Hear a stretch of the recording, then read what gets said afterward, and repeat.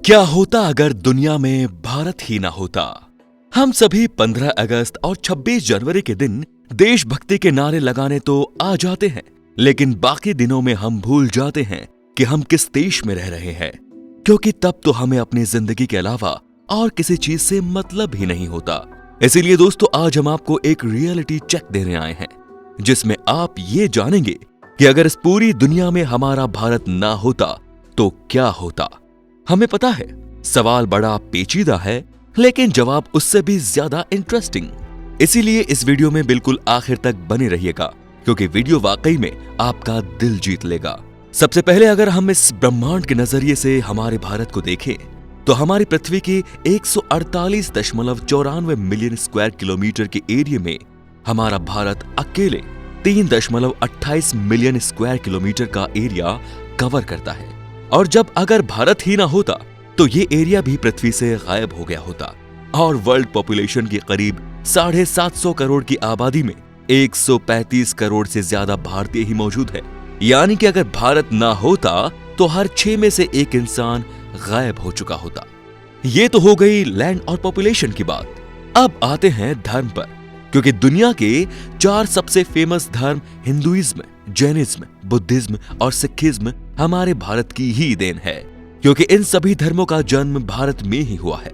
वैसे सिर्फ धर्म ही नहीं, बल्कि अगर हम मुल्कों की भी बात करें तो शायद आप भूल रहे हैं कि पाकिस्तान, बांग्लादेश, नेपाल और म्यांमार हमारे भारत से ही अलग होकर अपने खुद के अस्तित्व को दुनिया के सामने रख पाए हैं। सिर्फ इतना ही नहीं, हमारे देश के दक्षिण में मौजूद श्रीलंका, जो कि इंडियन ओशियन से हमसे जुड़ा हुआ है, वो भी बिना भारत के अकेला ही रह जाता।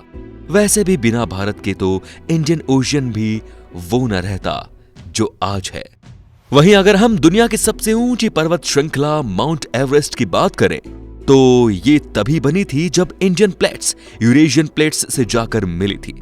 ऐसे में अगर हमारा इंडिया ही ना होता तो ये शानदार विशालकाय पर्वत श्रृंखला भी इस दुनिया में मौजूद ना होती, और माउंट एवरेस्ट ही ना होता तो भला उन बेचारे लोगों का क्या होता, जिनकी जिंदगी का एकमात्र मकसद ही माउंट एवरेस्ट को पार करना है। क्योंकि दुनिया में कई सारे ऐसे लोग हैं जिन्हें दुनिया की सबसे ऊंची चोटी पर चढ़कर अपना नाम इतिहास के पन्नों में दर्ज करवाना है। और अगर हम इतिहास पर ही आ गए हैं तो दोस्तों, हम आपको ये भी बता दें कि बिना भारत के तो क्रिस्टोफर कोलंबस अमेरिका की डिस्कवरी भी ना कर पाते, क्योंकि ये भारत को ही ढूंढते ढूंढते अमेरिका पहुंच गए थे। और जब से कोलंबस ने अमेरिका की डिस्कवरी की है, तभी से अमेरिका की इतनी ज्यादा तरक्की हुई है। और सिर्फ अमेरिका ही क्यों, जब ब्रिटिशर्स ने हमारे देश में 200 सालों तक राज किया, तो उन्होंने हमारे देश में ऐसी बहुत सी चीजें अडॉप्ट की थी जो आज उन्हें एक संपन्न देश बनाने में मदद करती है। वैसे हम आपको ये भी बताना चाहेंगे कि अपने समय के सबसे क्रूर तानाशाह हिटलर ने जब अपनी निजी पार्टी बनाई थी तो उसके झंडे में स्वास्तिक का चिन्ह लगाया था। और ये हमें तो आपको बताने की जरूरत भी नहीं है कि स्वास्तिक का चिन्ह दुनिया को देने वाला और कोई देश नहीं बल्कि हमारा भारत ही है, क्योंकि हम भारतीयों ने कभी भी किसी भी चीज को बांटने में कभी शर्म नहीं की, फिर चाहे वो चीजें हो या ज्ञान। वैसे जब हम ज्ञान की बात कर रहे हैं तो हमें पता है कि कई सारे लोगों को यहाँ पर मैथमेटिक्स से डर लगता होगा, पर आप खुद ही सोच कर देखिए कि अगर मैथ में जीरो और टेक्नोमेट्री जैसी चीजें ना होती तो मैथ का हाल और भी बेहाल हो जाता। लेकिन थैंक्स टू इंडिया, जिसने दुनिया को टेक्नोमेट्री और जीरो जैसी चीजें देकर मैथ्स क्वेश्चन को और ज्यादा सरल बना दिया। और सिर्फ मैथ ही क्यों, दुनिया को मेंटल हेल्थ सिखाने में भी तो इंडिया का बहुत बड़ा हाथ है, क्योंकि योगा, मेडिटेशन और जैसी चीजें हमारे भारत से ही दुनिया भर में फैली हैं। और आज योग और मेडिटेशन का इतना ज्यादा क्रेज दुनिया में फैल चुका है कि हर 10 में से 2 इंसान आपको मेडिटेशन और योगा के गुण बताता हुआ दिख जाएगा। और चेस जैसे शानदार गेम को भी खेलकर दुनिया में अपनी बुद्धि बढ़ाने में कोई कसर नहीं छोड़ती है।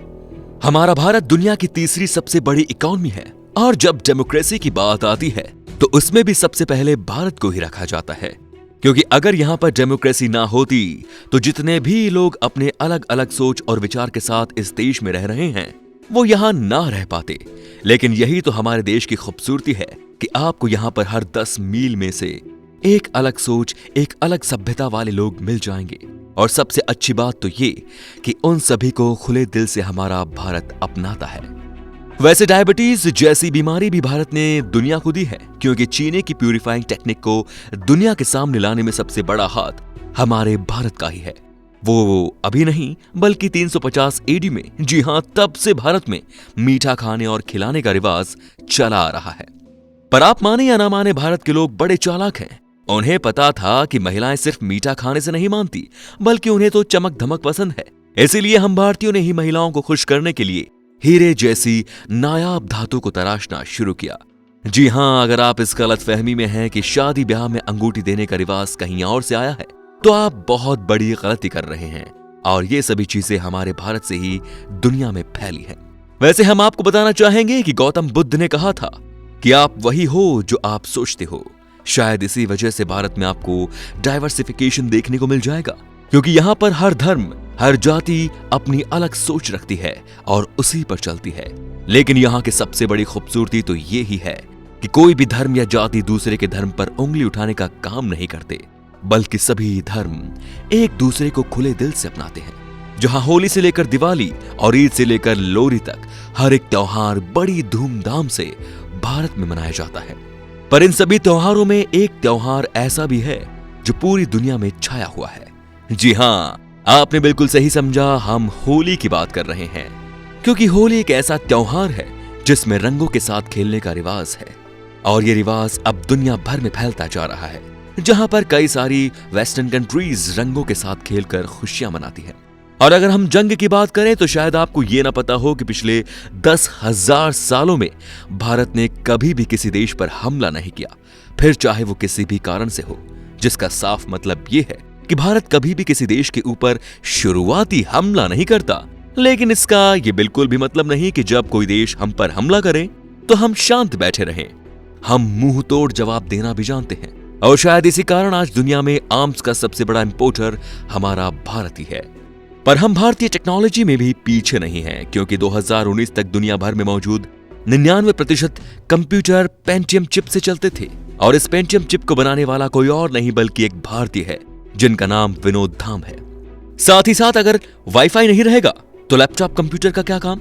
ऐसे में हम आपको यह बताना चाहते हैं कि हमारे भारत के ही सर जगदीश चंद्र बोस ही वो शख्स हैं जिन्हें फादर ऑफ वायरलेस कम्युनिकेशन के नाम से जाना जाता है, क्योंकि इन्होंने ही रेडियो और माइक्रोवेव ऑप्टिक्स जैसी चीजों को दुनिया के सामने रखा। तो अब आप समझ गए होंगे कि किस तरह से हमारे भारत के बिना पूरी दुनिया फीकी पड़ जाती है। ऐसे में अगर आपको हमारी वीडियो पसंद आई तो इसे ज्यादा से ज्यादा लोगों तक फैला दीजिए दोस्तों। और ऐसे ही इंटरेस्टिंग वीडियोस को लगातार देखने के लिए चैनल को लाइक, शेयर और सब्सक्राइब करना बिल्कुल ना भूलें। धन्यवाद।